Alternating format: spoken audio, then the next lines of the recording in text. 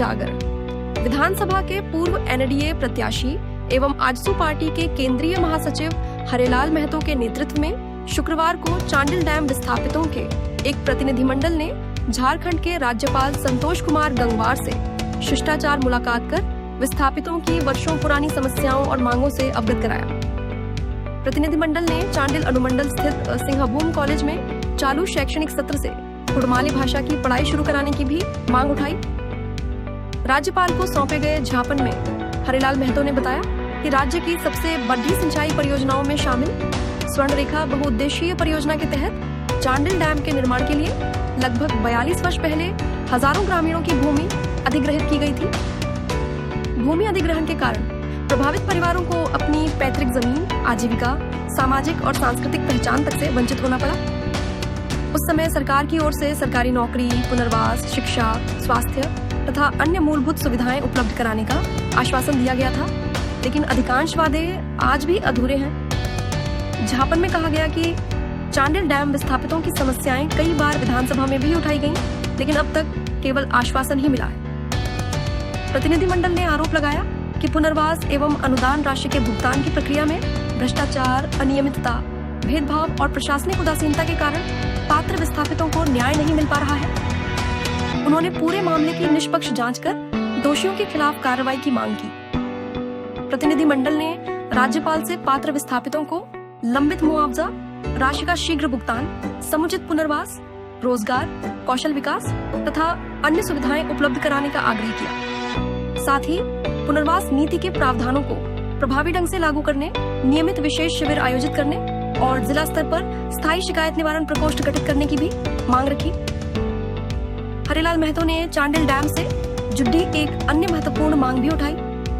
उन्होंने कहा कि हर वर्ष बारिश के मौसम में डैम का जलस्तर बढ़ने से आसपास के ग्रामीण क्षेत्रों के घरांगन जलमग्न हो जाते हैं और किसानों की फसलें बर्बाद होती हैं। इसे देखते हुए चांडिल डैम का जलस्तर 179 RL मीटर तक सीमित रखने की मांग की गई। राज्यपाल से मुलाकात के बाद मीडिया से बातचीत में हरेलाल महतो ने बताया कि राज्यपाल ने उनकी मांगों पर सकारात्मक रुख दिखाया है। उन्होंने चांडिल डैम विस्थापितों की समस्याओं को मुख्यमंत्री एवं संबंधित विभागीय मंत्री के समक्ष भेजने का आश्वासन दिया। यहाँ के विस्थापितों को न मुआवजा मिला, न पुनर्वास के तहत उनको रोजगार दिया गया। उसी विषय में आज हमने विस्थापित परिवारों के साथ महामहिम राज्यपाल जी से मिले कि आज 42 साल से जो चांडिल पुनर्वास या चांडिल विस्थापितों का जो समस्या, उस समस्या का समाधान किया जाए। आप लोग वहाँ क्या आश्वासन मिला?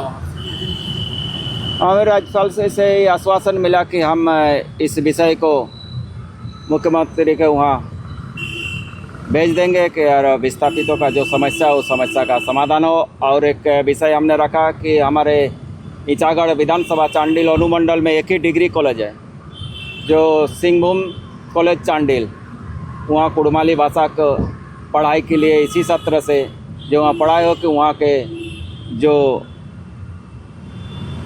स्टूडेंट है उनको कुड़माली भाषा में पढ़ाई हो। इस विषय में भी हमने राज्यपाल जी को अवगत कराया। मेरा नाम हरेलाल महतो, पूर्व एनडीए प्रत्याशी, इचागढ़ विधानसभा चांडिल। दादा, इचागढ़ की जो क्षेत्रीय विधायक है वो कहते हैं कि वहाँ स्वर्ण रेखा नदी में जो डैम बनी है उसके तहत आप जो अभी मामला लेकर गए उसमें लोगों को मिला हुआ है पहले ही। अभी बहुत ऐसे परिवार है जिससे अभी बरसात के समय में डूब जाते हैं, लेकिन बहुत परिवार को अभी तक ले मुआवजा नहीं मिल पाया। न पुनर्वास, 22 तो पुनर्वास स्थल है, 22 पुनर्वास स्थल में 13 ही पुनर्वास स्थल में अभी तक ले जो विस्थापितों है, बाकी 9 पुनर्वास स्थल का अभी तक ले विकास नहीं हो पाया है।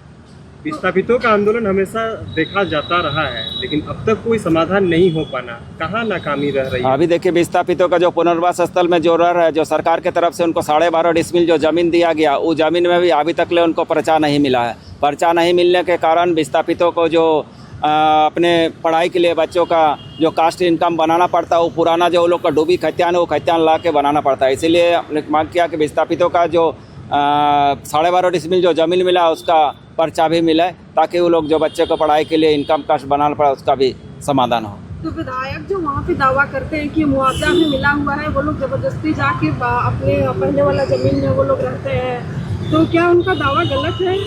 नहीं, अगर पूरा सभी मिला रहने से क्यों रहेंगे उस जगह में? हर एक साल डूबता है तो क्यों आदमी वहाँ रहेंगे?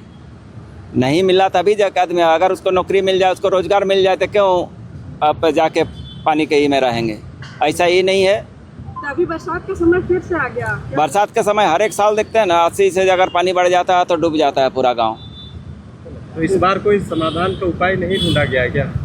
इस बार अभी तक ले तो कोई समाधान का उपाय नहीं है, इसीलिए हमने आज ज्ञापन सौंपे कि इसको संज्ञान में लिया जाए कि जितना विस्थापित परिवार, जो गरीब परिवार है, जो पलायन कर रहे हैं दूसरा जगह, उनको रोजगार से जोड़ा जाए। आश्वासन क्या मिला महामहिम? महामहिम के तो आश्वासन यही मिला कि अब सीएम के वहाँ हम भेजेंगे और विभागीय मंत्री को वहाँ भी भेजेंगे और इसका जो जल्द से जल्द इसका समाधान किया जाएगा।